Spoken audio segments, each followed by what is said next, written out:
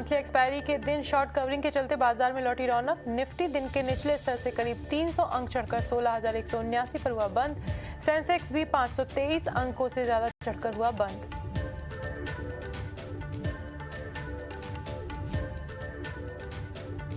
Bank of India में 7 से 8% हिस्सा QIP के जरिए बेच सकती है सरकार। दूसरी छमाही तक हिस्सा बिक्री संभव।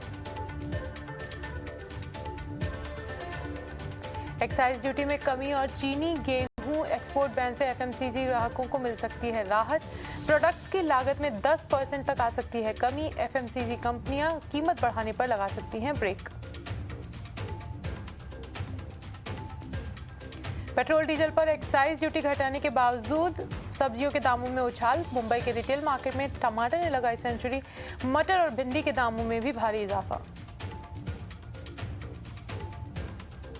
सरकार ने थर्ड पार्टी इंश्योरेंस प्रीमियम की नई दरों को लेकर नोटिफिकेशन किया जारी। प्रीमियम की नई दरें 1 जून 2022 से होंगी लागू। हालांकि इसमें एजुकेशनल इंस्टीट्यूशन की बसों और हाइब्रिड इलेक्ट्रिक व्हीकल्स को छूट दी गई।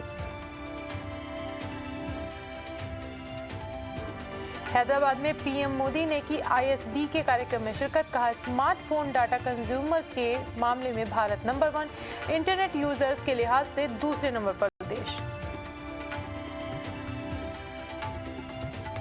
हैदराबाद में अपनी रैली में परिवारवाद पर जमकर बरसे पीएम मोदी। कहा, परिवारवाद की वजह से युवाओं की राजनीति में नहीं मिलते आगे आने का मौका। सिर्फ अपना विकास करती हैं वंशवादी पार्टियां। परिवारवाद को खत्म करना तेलंगाना की जनता की भी है जिम्मेदारी। हैदराबाद रैली में पीएम मोदी ने कहा, भारत में दुनिया का तीसरा सबसे बड़ा स्टार्टअप इकोसिस्टम। आत्मनिर्भर भारत और मेक इन इंडिया में के सपने को लेकर आगे बढ़ रहा है देश।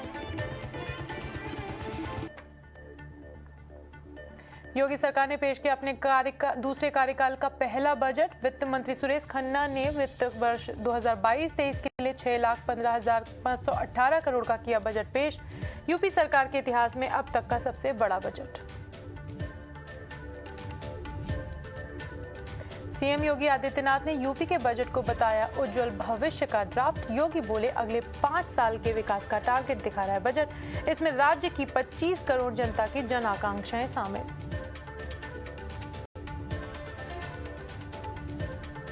महाराष्ट्र के मंत्री और शिवसेना नेता अनिल परब के 7 ठिकानों पर ईडी की रेड।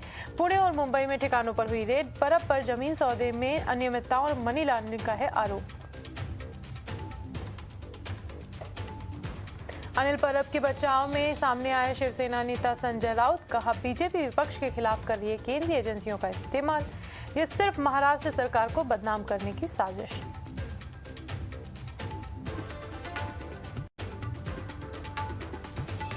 अनिल परब के ठिकानों पर ईडी की रेड पर बोले महाराष्ट्र के डिप्टी सीएम अजित पवार। केंद्रीय जांच एजेंसियों को छापेमारी का अधिकार है, लेकिन ना करे शक्तियों का दुरुपयोग। शिवसेना कार्यकर्ताओं ने किया ईडी की कार्रवाई का विरोध। कोल्हापुर में कार्यकर्ताओं ने किया विरोध प्रदर्शन। शिवसेना नेता अनिल परब के खिलाफ रेड को बताया राजनीति से प्रेरित।